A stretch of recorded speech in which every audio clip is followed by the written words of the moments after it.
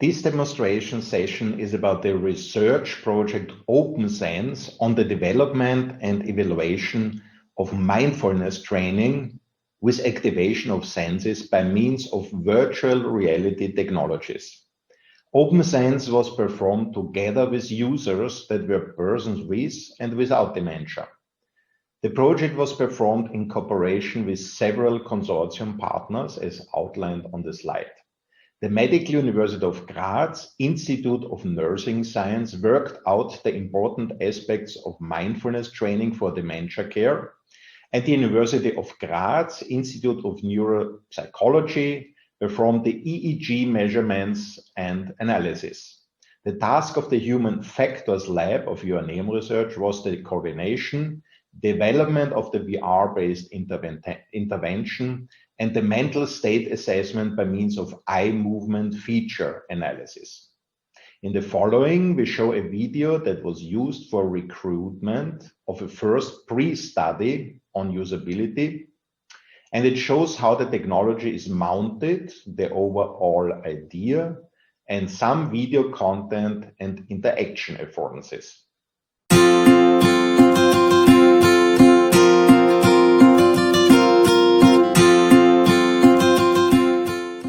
Ja, guten Morgen, Frau Müller. Schön, dass Sie heute hier sind.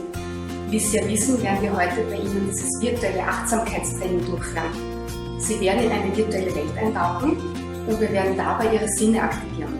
Das wäre einerseits das Riechen, das Sehen, das Hören, das Fühlen und das Schmecken. Hier, Frau Müller, sehen Sie die VR-Brille. Sie können das ruhig einmal angreifen, es ist gar nicht so schwer. Es erinnert ein bisschen an eine Skibrille und das Ganze ist da vorne geschlossen. Aber wenn Sie das aufhaben, können Sie vorne einfach ganz normal durchsehen. Und seitlich kommt dann hier der Ton heraus. Ich werde Ihnen das Ganze einfach mal kurz aufsetzen, damit Sie sehen, wie das sich anfühlt. Sie brauchen absolut keine Bedenken haben. Wo sind Sie?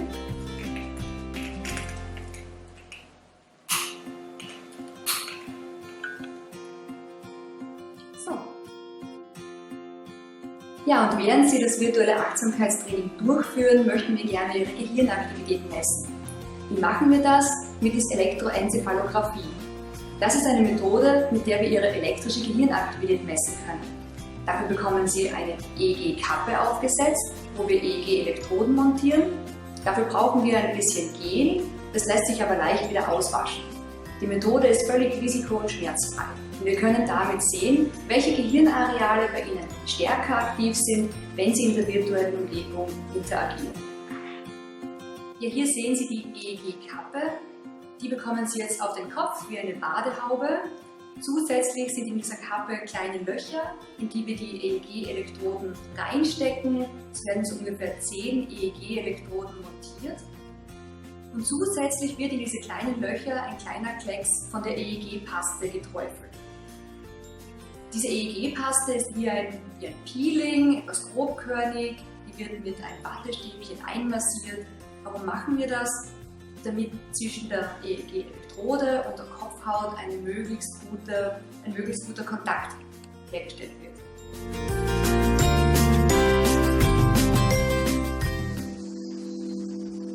Ein ganz normaler Waldspaziergang kann ein sehr sinnliches Erlebnis sein. Nimm dir ein bisschen Zeit und lass jedem deiner Sinne Raum zum Genießen. Alles andere kommt von allein.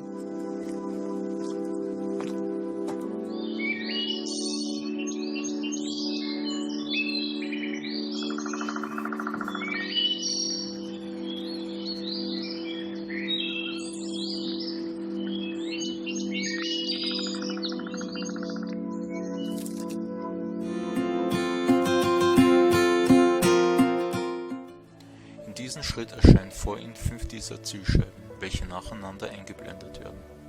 Versuchen Sie diese durchgehend anzuschauen, bis sie verschwinden. Bitte sehen Sie jetzt in Ihre linke Handfläche und bestätigen Sie den grünen Schalter, um fortzufahren.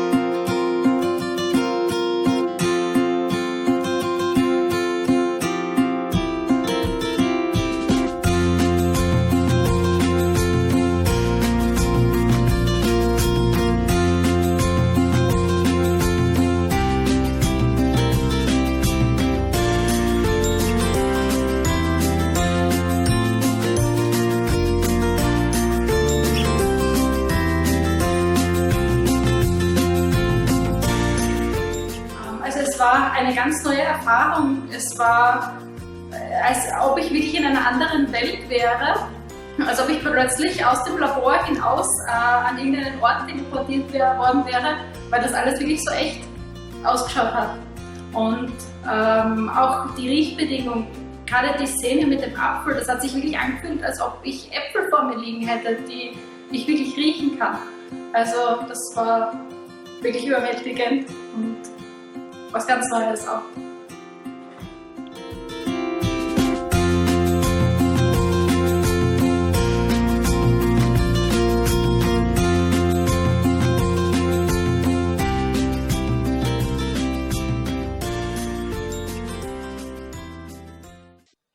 In the main study, the virtual reality supported training was structured according to Kabat-Zinn's concept in terms of mindfulness training.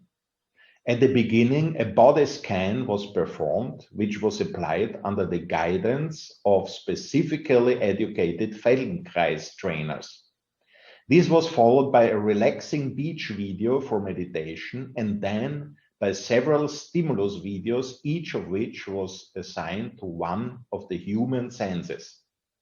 Sight and hearing were directly addressed in virtual reality, while for other senses such as touch, smell, and taste, the principle of imagined sensation through what was seen was applied. At the end again, a body scan followed according to the principle of mindfulness training.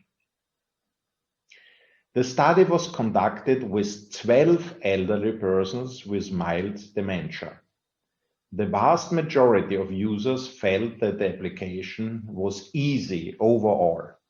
Discomfort was perceived very rarely and only slightly.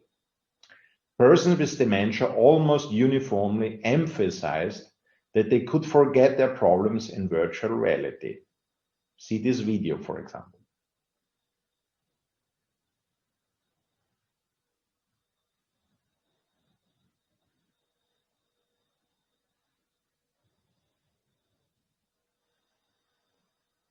For comparison, a control group of 12 healthy persons was led into the same training. The Human Factors Lab used virtual reality glasses with eye tracking to compute typical features of eye movements in terms of a basis for cognitive assessment and with the motivation to gain real-time feedback on mental aspects. Based on these features and classifications, better training adapted to the specific person could be developed in the future.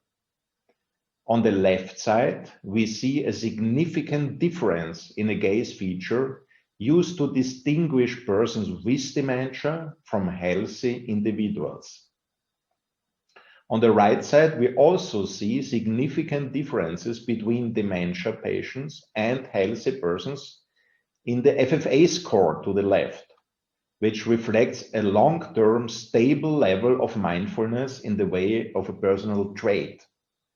The FFA score of dementia patients, interestingly, is on average lower than that of healthy persons. Highly statistically correlated to this are selected gaze features which reflect a completely analogous discrepancy. You can see to the right with respect to the saccade rate. All those gaze features can be computed in real time and be used as feedback, particularly for personalized training in the future. There is ample study-supported evidence that mindfulness training has positive influence on cognitive reserve in particular, and the mental resilience, so to say. VR-supported training is envisioned to support this not as an end in itself, but as an impulse-based influence, providing orientation to the persons with or without dementia, combining emotional experience and cognitive assessment for mental health decision support eventually. In the context of the COVID-19 pandemic, VR technology can, in part, with appropriate stimuli, provide a relative substitute for previously familiar and now missed experiences. In this sense, the technology mediates an emotional intervention that could counteract depression and thus provide an assistance to bridge a very challenging phase for elderly, but especially for persons with dementia. Thank you very much.